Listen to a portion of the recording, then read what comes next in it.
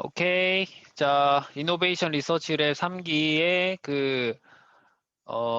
뭐시기냐? 저희 뭐죠?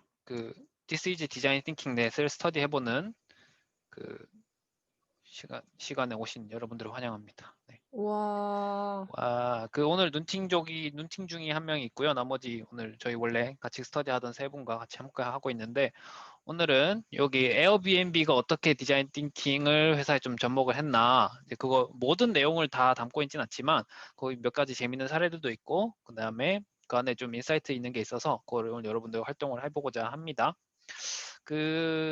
뭐 로렌은 다 알고 있으니까 잠깐 저 리마인드 하는 수준으로 잠깐만 말씀드리면, 저희는 사람 중심적인 마음가짐으로 함께하는 모든 경험을 즐겁게 만드는 거를 비전으로 삼고 있는 디팅커스라는 곳이고, 저희는 그래서 모든 경험을 어떻게 즐겁게 만들까라고 했을 때 디자인 띵킹 관련된 마음가짐과 일하는 방식을 퍼뜨리는 일을 하고요. 그 다음에 그런 사람들이 잘 모일 수 있는 오프라인 공간을 커뮤니티로서 만들고 있습니다. 그리고 다양한 단체들과 함께 콜라보를 해서 그런 실제로 임팩트 있는 사례들을 만들어 나가고자 하는 그런 단체입니다. 지금 하고 있는 프로그램은 이노베이션 리서치 랩이라는 프로그램은 다들 아시겠지만, 저희가 이 디팅커스 멤버십이 되신다면은 그 안에 스터디할 수 있는 여러 가지 프로그램들 중에서 여기 이노베이션 리서치 랩이라는 거를 하는 데인데요. 그냥 한마디로 디자인 띵킹이라는 걸 좀 더 잘 알기 위한, 좀 더 디자인 띵킹이 실질적으로 어떻게 사용되고 있는지 그런 사례들과 연구들을 더욱더 이제 이해해서 본인이 더 통찰력 있는 디자인 띵커로 성장할 수 있도록 돕는 그런 과정입니다. 그 안에서 이제 저희 다양한 자료들을 뭐 스터디하고 이거를 아카이빙하고 그런 노력들을 여기서 하고요. 오늘은 여러분들이 함께 그 중에서 여기 This is Design Thinking Net이라는 홈페이지 안에 있는 이 에어비앤비 사례를 파볼 겁니다. 이 This is Design Thinking Net이 뭐 하는 데냐면요. 이거는 지난번에 이노베이션 리서치랩 2기를 할 때 알게 된 사이트였는데, 이게 디자인 띵킹 관련된 전 세계에서 일어나는 그런 사례들을 엄청 많진 않아요. 네, 그런 사례들을 꼭 한 회사뿐만 아니더라도 그냥 다양한 회사의 사례들을 모아놓고 디자인 띵킹이 무엇인지, 이걸 어떻게 공부할 수 있는지 그런 자료들이 모아진 그런 사이트입니다. 이 사이트가 왜 존재해야 되는지는 들어오셔서 보시면 되고요. This is Design Thinking Net이라고 하는 사이트입니다. 이런 거를 디팅커스가 하나 대구란다. 한국에서 운영돼도 재밌겠네요. 2013년부터 이 사이트가 있었다고 합니다. 네. 여기 보시면 디자인 띵킹 스토리라고 있는데, 여기 보면 막 IBM 스토리들, 그 다음에 여기 뭐 필러라는 회사네요. 그다음에 뱅크 오브 아메리카, 이런 사례들이 막 여러 개 막 나와 있는데, 이런 다양한 회사들이 어떻게 디자인 띵킹을 했는지 그런 거 사례를 좀 파헤쳐 보는 시간입니다. 오늘은 에어비앤비를 꽂았고요. 왜 골라봤고요. 왜 에어비앤비를 했냐? 일단 저는 너무 궁금했어요. 에어비앤비가 어떻게 그렇게 잘 될 수 있었는지 다들 느끼셨겠지만, 그 안에서 사용자 중심적인 요소들이 얼마나 잘 녹아져 있는지 이제 항상 궁금했거든요. 근데 지금 다들 아시다시피 지금 터졌죠, 코로나가. 에어비앤비가 올 초에 그 누구냐 CEO가 나와가지고 직원들의 25%를 해고할 수밖에 없었다. 눈물 젖은 해고 통보를 이제 장문의 이메일을 써가지고 직원들한테 뿌렸는데, 그게 또 퍼블릭하게 공개가 됐어요. 근데 진짜 눈물 없이 볼 수 없는 정말 진정성이 담긴 엄청난 메일이었습니다. 저도 보고, 이렇게 CEO가 메일을 써야 되는구나라는 이제 인사이트도 얻었었고, 네, 그러면서 눈물 좀 흘렸죠. 예, 정말 어떤 마음으로 해고를 했을까. 근데 인터뷰 영상을 조금 보니까 에어비앤비와 코로나 이후에 95%인가 90%인가 3주 만에 95% 예약이 사라졌대요. 그리고 거기에 따라서 매출 손실도 엄청나게 났고, 그다음에 앞으로도 그만큼의 예전만큼의 예약을 받을 수 있을지 없을지, 이제 그런 비즈니스 모델로 간다면은 앞으로 에어비앤비가 어떻게 될지 엄청나게 약간 삶의 기업의 존폐의 기로에 섰던 그런 순간이었는데, 그때 해고를 하면서 어느 정도 캐시도 확보하고 그다음에 새로운 전략을 이렇게 피버팅하면서 에어비앤비가 요즘도 다시 살아나고 있다고 합니다. 근데 그 얼마나 잘 살아나고 있는지는 오늘 그 메인 토픽이 아니고요. 그 얼마나 잘 살아나고 있는지 저도 좀 궁금해서 조금은 찾아봤는데 요거 한마디로 그 요약이 되더라고요. 코로나 이후에 에어비앤비의 방향. 이게 너무 멋있더라고요. 이게 막 길게도 안 적어놨어요. 근데 코로나 이후에 그 여행이 바뀌었다 합니다. 이게 그 비행기에서 자동차로 사람들이 운송수단을 바꿨고요. 그 운송수단. 그 다음에 큰 도시에서 조그마한 로케이션. 그러니까 우리 동네 또는 우리 옆 동네 예전에 안 가봤던 우리 약간 조금 더 그 루럴 에어리아 그 뭐라 그러죠? 그 도외 지역. 그런 약간 시골? 시골이라기보다는 우리로 치면 약간 가평 뭐 이런데 이제 그런 데로 이제 조금 늘어났다고 합니다. 그 다음에 호텔로 가는 게 아니라 좀 그 집 같은 곳으로. 그래서 이게 에어비앤비의 데이터를 보고 사람들이 어디로 가는지 데이터를 보고 이 사람들이 알아냈대요. 그 예전에 코비드 이전에는 다 비행기를 타서 큰 도시를 가가지고 호텔에서 지내는 그런 경험을 했었었는데 지금은 차를 타고 근방에 가서 그러니까 집 같은 곳에서 머무는 그러니까 그런 경험을 사람들이 더 한다고 합니다. 그 전으로 돌아갈 수 있을까 없을까? 그거는 당장에 그런 다시 예전에 에어플레인 타고 큰 도시로 가서 호텔 가는 경험은 당장 오지 않을 거라고 그 에어비앤비에서 예측을 하고 있고 그 이 말이 이 한마디로 진짜 그 에어비앤비 방향을 요약한 게 너무 멋있는 것 같아요. Near is the new far. 우리 동네가 새로운 멀리는 곳이다. 약간 이런 말로 이제 에어비앤비가 예전에는 비즈니스 고객들을 위해서 또는 약간 그 좀 더 큰 멀리 나가는 그런 고객들을 위해서 이런 많은 그, 그 고객들이 많았더라면은 이제는 조금 집 밖을 떠나서 사람이 항상 집에만 있고 싶어 하진 않잖아요. 집 밖을 떠나서 어디로 가고 싶어 하는 그런 욕구들이 에어비앤비를 통해서 이제 그 실현 가능해지는 그런 날을 이제 에어비앤비 사장이 꿈꾼다고 합니다. 그러면서 에어비앤비의 모든 서비스도 그런 식으로 조금씩 바뀌고 있다고 하고요. 자, 이게 뭐 에어비앤비가 앞으로 이렇게 이런 식으로 나간다고 하긴 하는데 이제 그 전에 이제 2019년까지 에어비앤비가 어떻게 그렇게 폭발적인 성장을 할 수 있었냐? 이거 한번 볼까요? BNB 레비뉴 차트.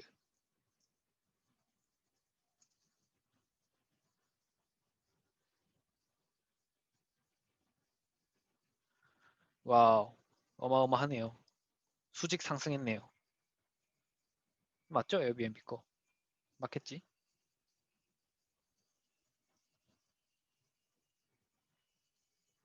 예.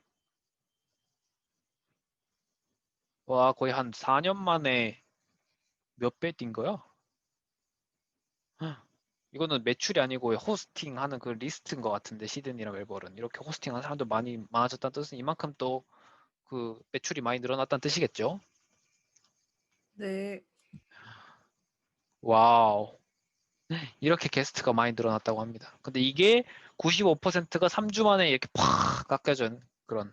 하지만 다시 한번 집중하자면 우리는 오늘 포커스는 이 에어비앤비가 이렇게 성장하는 동안 도대체 뭘 했길래 이렇게 잘 커질 수 있었나? 그 중에서 디자인 띵킹 역할에 대해서 이야기를 해볼 겁니다. 제가 이제 시작을 하자면 제가 첫 번째로 봤던 그 사례가 요거였어요. This is Design Thinking에서 나오는 The link between data triangulation and brainstorming facilitation. Design Thinking at Airbnb. 이제 와 이렇게 멋있는 단어들이 다 들어가 있잖아요. 이브 맞네요. 이브 하이. 그 요런 갑자기 까먹었다. 네, 맞다. 이제 이게 멋있는 단어들이 다 들어가 있어가지고 사실 저는 이게 데이터 트라이앵귤레이션 이게 뭔지 몰랐거든요. 근데 이 안에 있는 내용들을 쭉 한번 다 읽어보고 그 다음에 이제 조금 이해를 했습니다. 근데 요거를 앞에 거를 이해하려면은 그 뒤에 내용을 이해하려면 데이터 트라이앵귤레이션 이거를 이해를 해야 돼요. 혹시 이거 알고 계신 분 있으신가요? 있으시면 그 예스 버튼 한번 눌러주세요. 예스 버튼.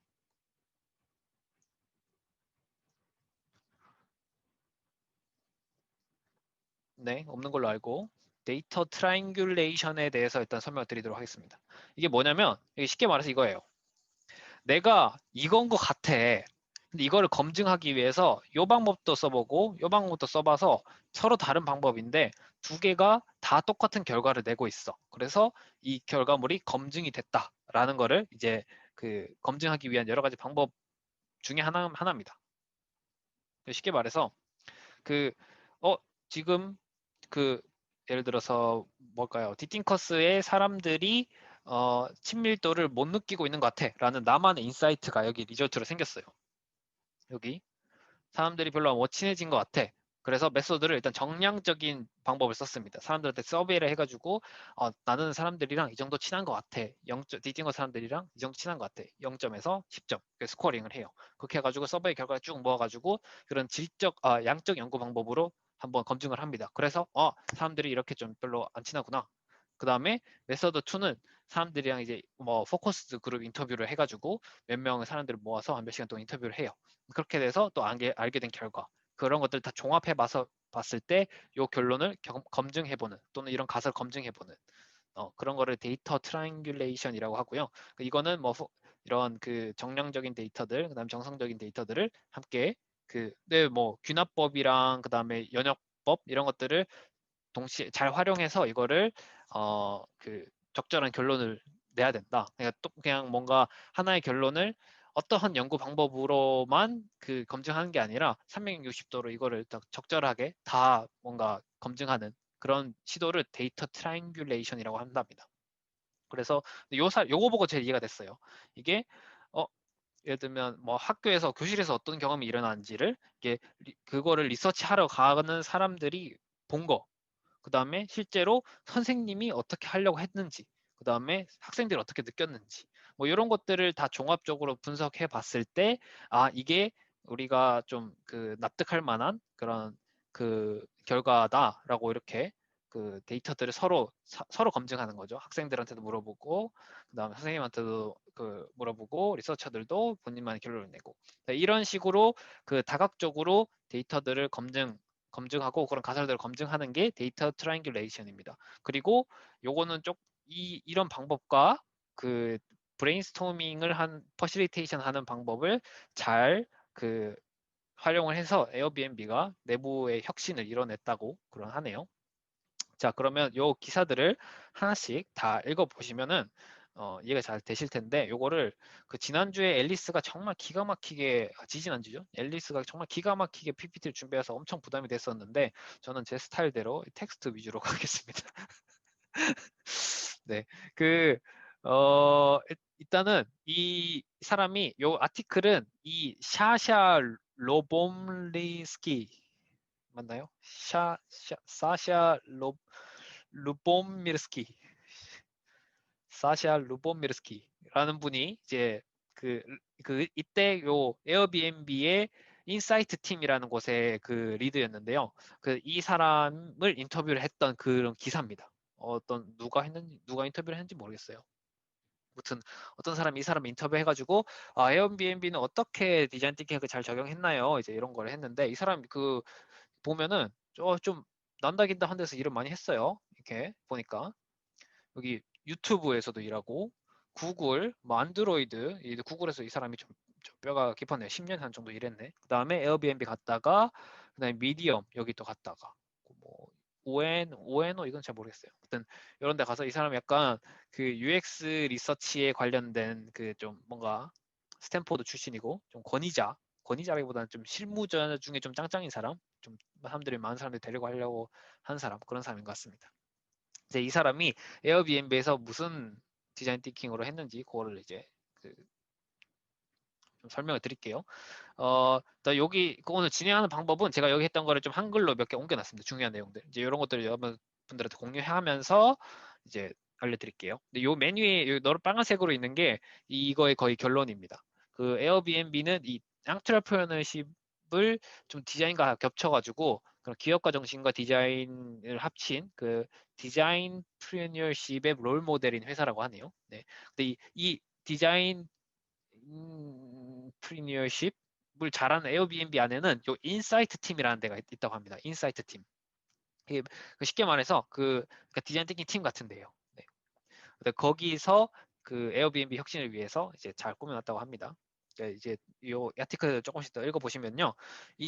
에어비앤비 오피스 들어가면은 일단은 엄청나게 예쁘게 잘 꾸며져 있다고 합니다. 이게 어느 한 나라의 테마 또는 좀 뭔가 후기가 많은 그런 그 고객들, 그런 우리 실제로 사람들이 그 머무는 우리 호스트들의 집을 그대로 재현해가지고 회사를 꾸며놨다고 해요. 네, 그렇게, 저 오피스 가보셨어요? 어때요? 그, 아, 여, 네, 인터셉트 죄송합니다. 네, 괜찮습니다. 가봤는데 말씀하신 것처럼 진짜 그 어떤 나라의 제일 유명한 뭐 인기가 많은 호스트 집을 그대로 미팅룸에 갖다 놔가지고 저희 회사는 미팅룸 이름이 그냥 도시 이름인데 그냥 다 똑같다면 거기는 실제로 안에 막 소파나 가구 같은 게 다 그 나라 풍경에 맞게 그렇게 돼 있었어요. 오, 그 예뻤습니다. 안에 투어도 하셨어요? 네, 투어 시켜줘가지고 투어 해봤습니다. 어, 투어 해봤다래. 그 투어 해봤을 때 투어 해준 사람이 또 왜 이런 걸 했는지 설명을 해주기도 했나요? 아, 아니요. 친구의 친구여가지고 그냥 그런 거 없이 예쁘지? 하고 끝났습니다. 네, 뭐 그렇게 꾸며놨다고 하는데 여기 보면 이게 두 가지 이유가 있다고 합니다. 일단 첫 번째는 우리 직원들이 고객들의 입장이 될 수 있도록 그 사용자들에 대해서 공감할 수 있도록 그들의 컨텍스트를 우리 회사에 꾸며놨다고 해요. 그리고 두 번째로 이제 사실 기업 문화가 사실 실체가 그렇게 많진 않잖아요. 근데 실체로 보여줄 수 있는 것 중에 하나가 인테리어 또는 뭐 가구 배치 이런 것 같아요. 근데 그 중에서 이 에어비앤비가 원하는 그런 그 스피릿, 사람들이 그 여행할 수 있도록 도와주는 그 서비스를 만드는 사람들이 에어비앤비의 그런 디자인 프리미어십의 그 스피릿을 흡수하기 위해서 그 회사가 그 의도적으로 요거를 설계를 했다고 합니다. 약간 인헤일이라는 단어를 썼는데요. 그걸 흡입하다라고 이렇게 제가 해석을 했는데 회사의 스피릿을 좀 이렇게 약간 그냥 회사 뽕 차오르게 회사 뽕 차오르게 이렇게 오피스를 설계했다고 합니다. 그리고 이 회사가 다들 아시겠지만 이 그 산업 디자인 백그라운드를 가진 두 명의 디자이너가 창립을 한 회사였어요. 그래가지고 이 회사에서는 이 에어비앤비는 디자인에 대한 그 디자이너들을 리스펙하고 그들의 방법론과 그들의 어프로치를 매우 존중하는 회사로도 매우 유명하기도 합니다. 자, 그리고 이제 한 패러그래프씩 이렇게 이야기를 만들어내는데 제가 요 3번 패러그래프가 여기서부터 이 정도까지 돼요. 근데 여기서 좀 많은 인사이트를 얻어가지고 좀 이따가 저희 요거 끝나고 요 패러그래프 끝나고 이제 한 가지 활동을 함께 해볼 겁니다. 네. 여기서 나오는 핵심 내용이 뭐냐면은 에어비앤비는 특히 그 사용자 중심적인 그 제품을 만들기로 그런 서비스를 만드는데 모든 초점이 있기 때문에 그런 디자인 띵킹이란 게 사실 이 사람들이 말은 하지 않아도 이미 내추럴 본 돼가지고 이 회사 DNA에 다 꽂혀 있어요. 그래가지고 이제 그런 그 디자인 띵킹을 잘 활용하는 그런 디자인 띵킹의 마인드셋이 잘 들어가 있는 그런 사람들이 모이다 보니까 이 사람들이 뭔가 다른 서비스들과 차별화를 만드는 그런 측면에서 아주 작은 디테일에서 그런 것들을 잘 캐치를 한다고 합니다. 근데 그 여기 맨 위에서 이제 여기서 이야기하는데 이 디자인 띵킹이라는 거를 뭐 다른 그 회사 여기구나. 디자인 띵킹이라는 걸 다른 회사들도 이제 많이 하기도 하고 그런데 여기 그 이거를 인터뷰했던 아까 사샤 그 사람이 디자인 띵킹이라는 걸 너무 복잡하게 이해하려 하지 말고 뭔가 다양한 테크닉들도 있고 막 그런데 이 브레인스토밍을 잘해라 라는 메시지를 줘요. 근데 그러면서 일단 이 사람이 처음에 이제 우려를 하는 게 이 사샤라는 사람이 이제 가끔씩 준비되지 않은 브레인스토밍을 경험했다라고 합니다. 근데 이거 브레인스토밍을 한다라는 거 그 자체보다 이거를 제대로 하는 게 중요하고 이거를 틀리게 하게 됐을 때 엉뚱한 결론이 난다라고 해요. 그래서 에어비앤비는 어떻게 브레인스토밍을 하는지 이렇게 이야기를 좀 해 주었는데 에어비앤비는 크게 그 제일 중요시 생각하는 거는 이 아이디에이션 세션 또는 브레인스토밍을 할 때 항상 미리 꼼꼼하게 계획을 해놓고 시작한다고 합니다. 그냥 대충 시작하는 게 아니라 이 브레인스토밍이라는 세션을 잘 하기 위해서 그 리딩하는 그 팀 또는 그런 리더급들이 보통 그런 사람들이 인사이트 팀이라고 해요. 그 인사이트 팀의 멤버라고 합니다. 그 에어비앤비 안에서는. 그 인사이트 팀 안에 있는 디자인 리서치 하는 사람들이 요거를 리딩을 많이 한다고 하는데 이 사람들이 요 여기 해석이 좀 바보 같네요. 그 How might we question 우리 디자인 띵킹 하다 보면 어떻게 하면 뭐 할 수 있을까 이런 How might we question들을 만들어내잖아요. 이런 것들을 미리 정말 잘 설계된 How might we question들을 잘 들고 오고 그 다음에 이 그 브레인스토밍 하기 이전에 그 미리 선행되어야 되는 리서치들의 정말 큰 그걸 한대요. 그 노력을 많이 둔대요. 그래서 그냥 무턱대고 그냥 막 시작해볼까? 막 이게 아니라 정말 뼈를 깎고 살을 빼는 그 뭐라 그러죠? 그 뼈를 깎고 살을 있잖아요. 그쵸? 무슨 말인지 알죠? 근데 그런 노력을 해서 그 아이디에이션 세션을 준비를 한다고 합니다. 그러다 보니까 이걸 하려고 하다 보니까 그 넓은 준비 그러니까 그냥 이 아이디에이션 세션이 왜 일어나야 되는지 그냥 하고 싶어서 하는 게 아니라 이게 어떤 다른 비즈니스 컨텍스트 다른 팀에서는 이게 어떤 의미일지 뭐 이런 것들을 다 싱크업하고 이런 그 아이디에이션이 좀 더 같이 있을 수 있도록 그런 준비를 많이 한대요. 네, 그리고 이거를 준비하는 인사이트 팀 또는 그런 리딩하는 사람들도 이게 그냥 중구난방으로 가는 게 아니라 끝나고 났을 때 이게 정말 유의미한 결과물이 나올 수 있도록 아이디에이션 세션을 잘 설계를 한다고 합니다. 그래가지고 이거를 잘 못하는 브레인스토밍 잘 못하는 조직들의 관리자들한테도 뭐 보낼 수 있는 그 이야기하는 그런 메시지도 있는데요. 관리직 있는 사람들이 어떻게 보면 저기 밑에서 실무진 분들이 뭔가 이런 아이디에이션 세션을 한다라고 했을 때 How might we question의 중요성을 잘 이해하고 있다면은 이 사람들이 정말 좋은 How might we question을 만들기 위해서 충분한 자료들을 접근할 수 있도록 그 사람들한테 그런 권한과 자료들을 제공해 주는 게 매우 중요하고 그게 창조적 업무에 매우 중요하다라고 이야기를 해요. 그래서 그냥 무턱대고 이렇게 실시하는 게 아니라 매우 치밀하게 짜여진 브레인스토밍 세션을 하는 게 중요하다라고 합니다. 그리고 이 사샤가 우리 회사의 파운더들이 그런 디자이너 백그라운드 가지고 있어서 너무 행운이었다라고 하네요. 그래가지고 디자인 띵킹이 앞에 보면은 우리가 원하는 앞에 설명드렸던 디자인 그 데이터 트라이앵귤레이션 이거 있죠? 트라이앵귤레이션 우리가 원하는 결과를 얻기 위해서 결과를 검증하기 위해서 다양한 방법을 이렇게 그 방법으로 이렇게 상호 검증하는 그런 노력의 과정들이 이런 그 모든 디자인 띵킹 하는 과정들에 다 이 사람 그 에어비앤비에 녹아 들어가 있다고 합니다. 네. 그러면서 이제 이런 데이터 드리븐으로 그냥 How might we 퀘스천을 통해서 브레인스토밍을 통해서 아이디어를 얻어가지고 뭔가 그런 것들을 검증하고 하는 것 이전에 여기는 간단하게 나와 있는데 How might we 퀘스천을 만들기 위한 그 다양한 리서치들을 준비하는 과정 이런 것들이 다 데이터 드리븐 그 창조적 업무 프로세스라고 합니다. 그래서 그냥 무턱대고 창의적이자 뭐 이게 아니라 데이터 기반으로 또는 리서치 기반으로 그 디자인 띵킹 적용하는 게 에어비앤비가 다른 테크 회사들 특히 이 사샤라는 사람이 여기 이전에 있었던 구글에서 경험했던 것과는 좀 차별화된 경험이었다고 합니다. 자, 그러면서 지금 이제 여기서 조금 여러분들이랑 같이 이야기해보고 싶은 거는 요겁니다. 그러면 진짜 브레인스토밍은 무엇이고 우리는 뭘 준비해야 될까? 요거를 여러분들과 함께 좀 이야기를 해보고 그 다음 이제 세션을 가보려고 하는데요. 네, 그러면 저희 다음 번으로 넘어가도록 하겠습니다. 자, 이제 여기까지가 그 에어비앤비에서 그 사샤가 말했던 그 내용이고요. 그 누구냐? 그 사샤가 그 디자인 띵킹 하기 위해서 이런 그 퍼실리테이션과 브레인스토밍을 어떻게 활용했는지 그런 내용들을 이야기해 줬었는데요. 아까 말씀드렸던 그 데이터 트라이앵귤레이션 이제 그 내용에 조금 더 다시 돌아오면은 거기서 말하는 트라이앵귤레이션 요 세 가지입니다. 에어비앤비에서 말하는 거. 일단 빅데이터 분석, 요건 엔지니어 분들이 그 제공해주는 내용이고요. 그 다음에 UX 팀들이랑 다양한 그 팀들이 이제 A/B 테스팅이라고 하죠. 그 A 대안이랑 B 대안 중에 이 사람들한테 유저들한테 더욱 더 최적화된 선택안이 무엇인지 그거를 테스트해보는 이제 A/B 테스팅.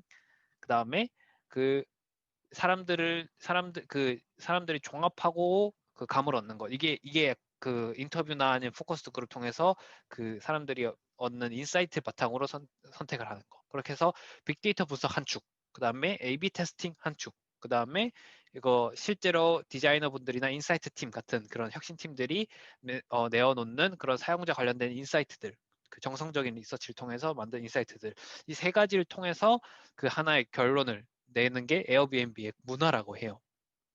그래서 여기 채용할 때부터 그 사실 뭐 유저 리서치나 마케팅이나 영업하시는 분들은 요거 두 가지 지금 제가 하이라이트하는 A/B 테스팅 하는 거나 뭐그 감을 얻는 거, 아 이런 거 같아라고 하는 거에 대해서 다 이해를 하는 그 엔지니어들이 많이 없는데 그 이런 질적 연구와 소프트 리서치에 익숙하지 않은 그 엔지니어를 채용도 하지 않는다고 합니다.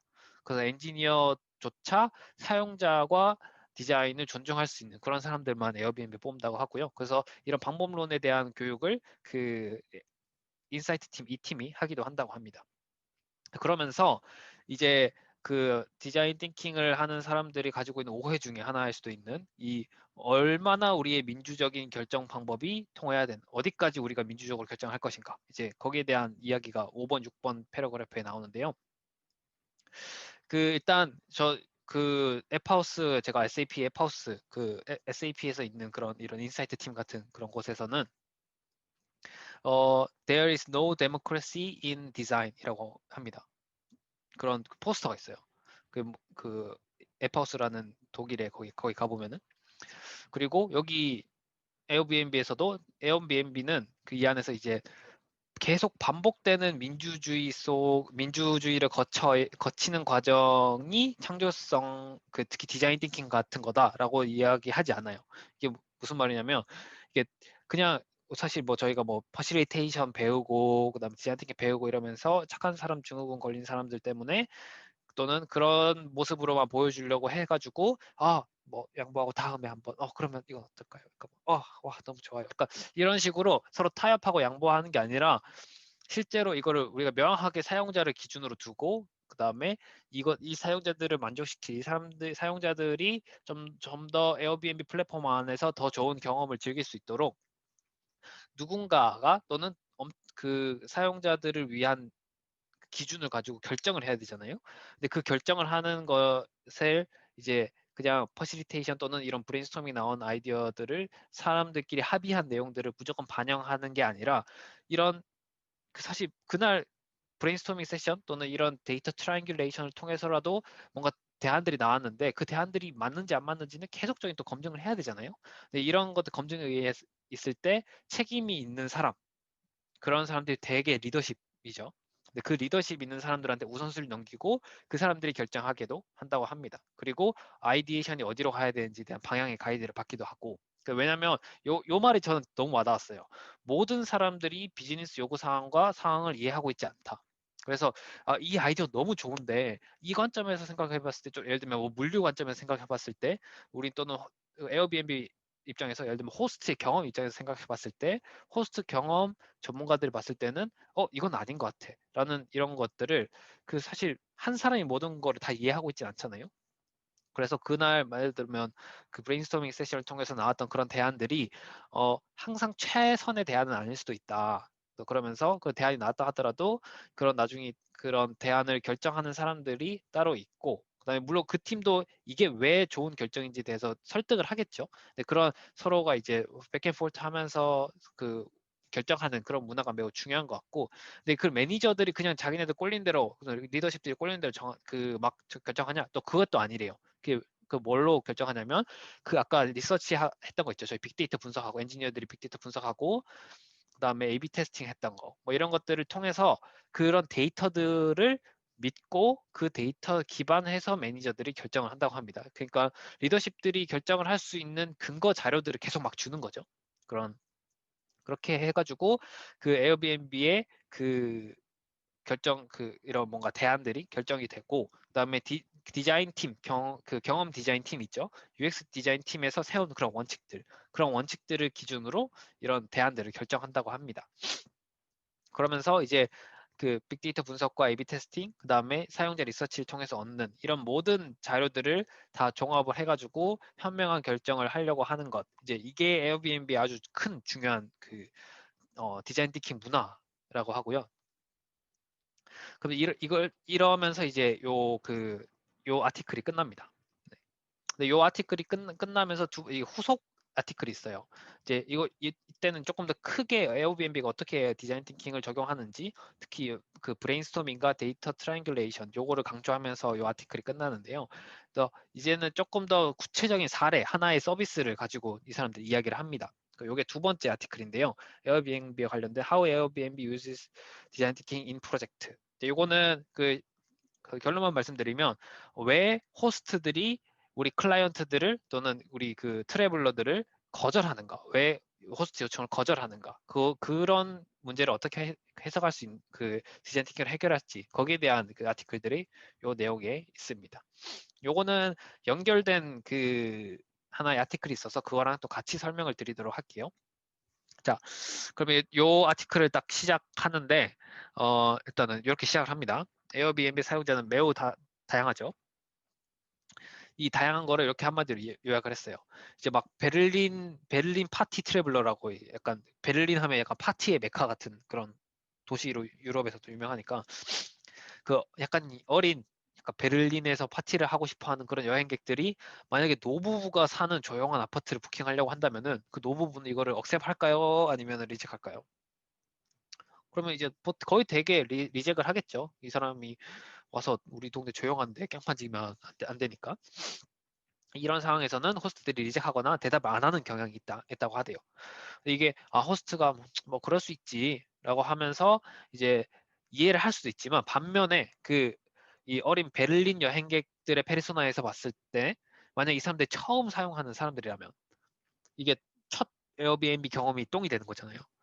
네, 그러다 보니까 첫 경험이 똥이면 보통 이제 돌아오지 않으니까, 에어비앤비는 이걸 어떻게 해결해야 될지 엄청 고민이라고 합니다. 그래서 에어비앤비는 본인들이 이렇게 정의를 한다고 해요. 우리는 양방향 플랫폼, 그러니까 호스트와 트래블러를 연결해주는 그런 플랫폼인데, 이 사이에서 우리가 연결하는 것뿐만 아니라 이 사람들의 관계를 중재하고 촉진하는 그런 플랫폼 모델을 가지고 있다고 합니다.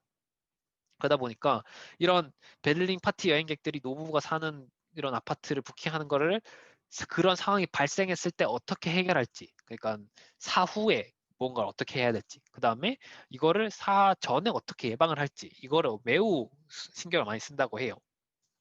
그래서 사전에 이걸 예방하기 위해서 뭐 이런 그 유저 프로파일을 좀 잘 보고, 그 트래블러는 자기가 어떤 사람인지, 왜 이런 트래블을 하려고 하는지에 대한 그 리스팅을 쭉 해놓고 그거를 호스트한테 정보를 주면은, 호스트가 그걸 보고 이렇게 이 사람을 억셉할지 리젝할지 이제 그걸 결정하는데, 그 프로필 간의 매칭 어떻게 하면 잘 해줄 수 있을까? 이건 예방적인 측면이 될 수 있겠죠.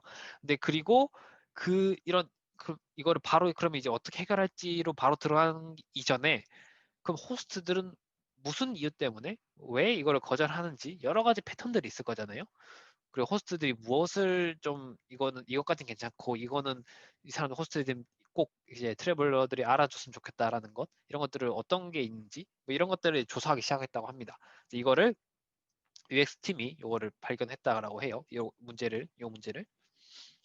자, 그러면서 이제 호스트는 왜 거절하는가 프로젝트라는 거를 이제 시작했다고 하는데, 이때 인사이트 팀이란 아까 말씀드렸던 그 에어비앤비 안에 있는 그 UX 리서치 팀이죠. 이제 그 리서치 팀이 뭔가 새로운 TF를 하나 만들었대요. 그 언어 분석하는 팀이랑 같이 해가지고 여기서 이런 걸 했다고 합니다. 최근에 그 리젝을 했던 그런 호스트들을 한 100명 정도 모으고요. 그 다음에 그 중에서 그 사람들을 서베이를 합니다. 왜 뭐 무슨 이유 때문에 했는지 그런 서베이를 쭉 하고, 그 중에서 몇몇 사람들을 골라가지고 1대1 인터뷰를 했다고 합니다. 그래서 좀 정상적인 방법과 정량적인 방법들을 이제 이야기를 해가지고 몇 가지 이유를 발견했어요.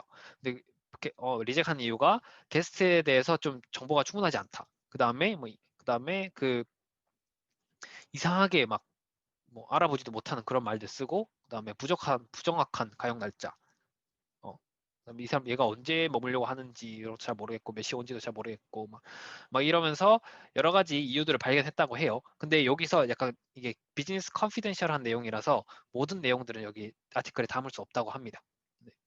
그래가지고 좀 매우 안타까웠지만, 근데 여기서 이렇게 데이터를 분석해 보면서 여러 가지 패턴들을 발견했다고 해요. 이 사람들은 어떤 이유 때문에 그 거절하는지 그런 여러 가지 패턴들을 정서적인 거, 그 마인드적인 거, 그 다음에 로지스틱적인 거, 뭐 안에 우리 집 안에 있는 뭐 도난 이슈도 될 수도 있고 아니면 뭐 물품 청소하기 뭐 이런 이슈들 될 수 있고 이런 여러 가지 이슈들 때문에 그 리젝을 한다라고 했는데 여기서 제가 좀 감명 깊게 본 거는 어떻게 보면은 그냥 사소하게 한두 명만 느끼는 그런 니즈일 수도 있는데 여기는 고객 풀이 진짜 어마어마하잖아요. 아까 보셨듯이 에어비앤비의 그 게스트 수가 어마어마하게 늘어나잖아요.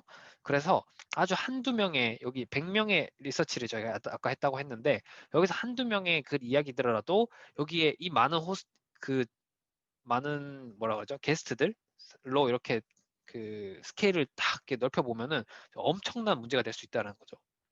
100명 중에서는 한 명이 있을 수 있는데 100만 명이라고 치면은 그 중에서 10,000명이 이런 그 경험을 할 수 있다는 뜻이니까 조그만 디테일이지만 매스 커스터머들한테는 이게 엄청난 큰 문제가 된다.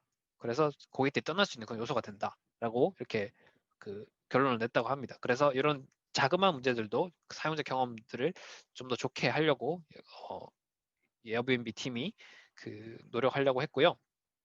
그래서 뭐 결론적으로 호스트는 좀 더 편안하게 그리고 이 고객의 어떤 페르소나인지 따라서 좀 더 커스터머화된 정보를 주고 싶어하는 니즈를 발견해가지고 그걸 어떻게 하면 잘 줄 수 있을지 이제 그런 니즈를 그런 서비스 방향을 만들었고요. 이렇게 거절을 분류하는 거, 거절의 유형들을 발견하고 거기에 맞춰서 어떻게 우리 고객들의 경험을 설계할까 이제 이런 것들이 에어비앤비 아주 살아있는 디자인 띵킹 사례라고 합니다.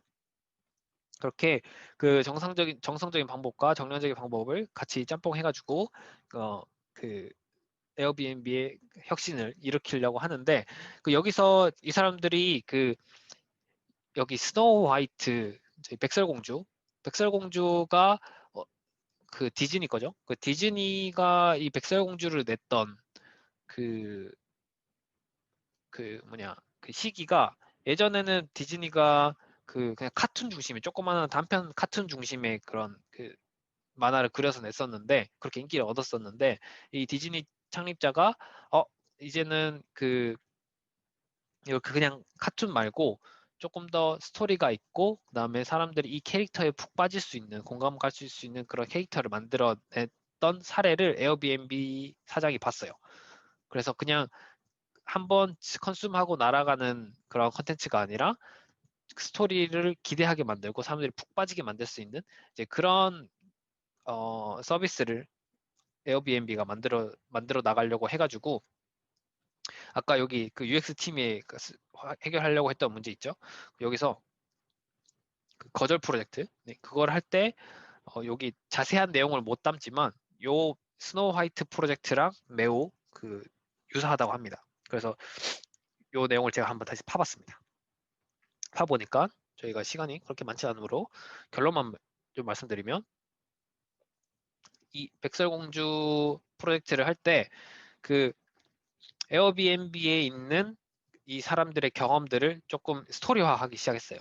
그래서 그 픽사에 있는 애니메이터를 한명 고용해가지고 이렇게 에어비앤비에서 일어나는 스토리들을 이렇게 호스트 관점, 그 다음에 게스트 관점, 그 다음에 내부 직원들 채용하는 관점에서 세 가지로 나눠가지고 호스트는 예를 들어서 어떤 사람이 내가 그냥 회사에서 일하는 거 말고 좀 부가 수입으로 이런 거 좀 얻고 싶어 라고 이제 고민하는 장면 이제 거기서부터 시작해서 본인이 어떻게 호스트가 되어 가는지 그 다음에 게스트는 내가 그 렌탈한 에어비앤비 딱 도착해가지고 첫 번째 순간 여러분들 다 느끼는 거 있죠. 내가 여기 잘 왔나 안 왔나? 내가 여기 선택해서 그렇게 막 고민해가지고 결정을 해서 이 호스트랑 막 이야기해가지고 억지로 이 집까지 찾아와가지고 가방을 딱 내려놓고 문 따고 딱 들어갔을 때 그 첫 번째 그 느낌 이게 내가 잘한 선택인지 아닌지 이제 그거를 생각하는 그런 장면. 그다음에 그 어떠한 칵테일 파티에서 어떤 사람이 제이가 지니한테 그 에어비앤비 이렇게 엄청 좋은 회사야라고 이러면서 막 그 지니한테 이야기하니까 그 지니가 그 이야기를 듣고 앨리스한테 내가 어디서 들었는데 뭐 에어비앤비라는 회사가 뭐 이런 회사래라고 이렇게 이런 서비스를 한대라고 이렇게 사람들한테 바이럴을 일으키는 그런 장면. 이제 이런 스토리들을 하나씩 만들기 시작했대요. 이거를 에어비앤비가 이런 거를 왜 하려고 했냐면 아까 말씀드린 것처럼 그 에어비앤비를 한 번 컨슘하고 마는 그런 플랫폼이 아니라 그 사람들을 여기 조금 더 락인하기 위해서 다양한 스토리들을 그 에어비앤비 안에 불어넣기 위한, 특히 사용자들이 그냥 플랫폼 안에서 그 집을 예약하는 경험만 일어나는 그런 플랫폼이 아니라 사람들이 본인의 감정을 공유하고 그 감정을 잘 케어하는 그런 서비스가 되고 있다라는 그런 방향성을 이런 스토리들을 통해서 에어비앤비가 브랜딩하고 마케팅하려고 했다고 합니다. 그래서 이런 게 에어비앤비 본사에 걸려 있다고 하네요. 제가 가보진 못했지만. 네. 예, 그래가지고 이, 그 에어비앤비 사장님이 우리 에어비앤비도 앞으로 이런 스토리 중심으로 가야겠다. 그래가지고 예전에는 그 스토리를 그냥 웹사이트 상에서 사람들 간에 집을 연결해주는 그런 그, 그 정도 범위로만 생각했다면은 이제 사람들과 사람들 간을 이어주는 그런 매개체를 활용하려고 했고, 그리고 대부분의 에어비앤비 경험은 온라인에서는 그냥 예약하고 확인하고 그 정도의 트랜잭션이 일어나지만 실제로 거의 대부분의 에어비앤비의 경험은 오프라인에서 실제로 방에서 누워가지고 침대에 누운 경험, 어디 놀러 갔다가 그 집 안에 다시 들어와서 쉬는 경험, 이렇게 거의 대부분의 오프라인으로 경험이 일어난단 말이죠. 그러다 보니까 에어비앤비는 자기네들이 서비스 제공자로서 오프라인의 경험을 핸들링 할 수 없다 보니까 그 온라인과 오프라인의 갭을 어떻게 줄일까? 근데 그 가운데 매개체로서 모바일을 선택을 해가지고 그 모바일에 대한 투자를 엄청나게 했다고 합니다. 네, 그러면서 그 어떠한 그 모바일로 리뷰를 잘하는 그런 팀을 하나 인수하기도 했다고 하고요. 그래가지고 이 맨 마지막 요게 요 두 문장으로 요게 요약이 되는 것 같은데, 대부분의 큰 조직들, 그런 큰 회사들이 보면은 고객을 그냥 스프레드시트 안에 있는 데이터로 관리만 하는 경우가 매우 많은 것 같아요.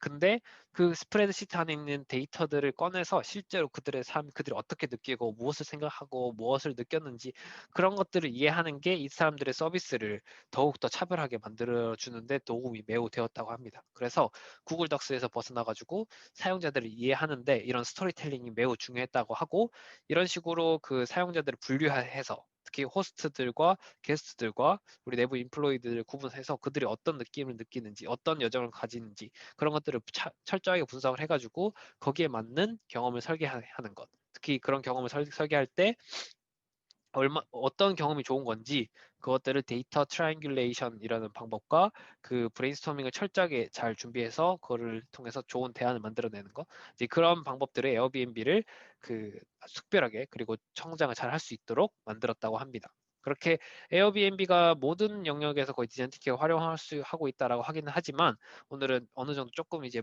작은 범위에서 그 거절 프로젝트와 그 사샤의 인터뷰, 그 다음에 그 여기 백설공주 사례로 잠깐 에어비앤비로 저희가 좀 뽀개 봤습니다. 네.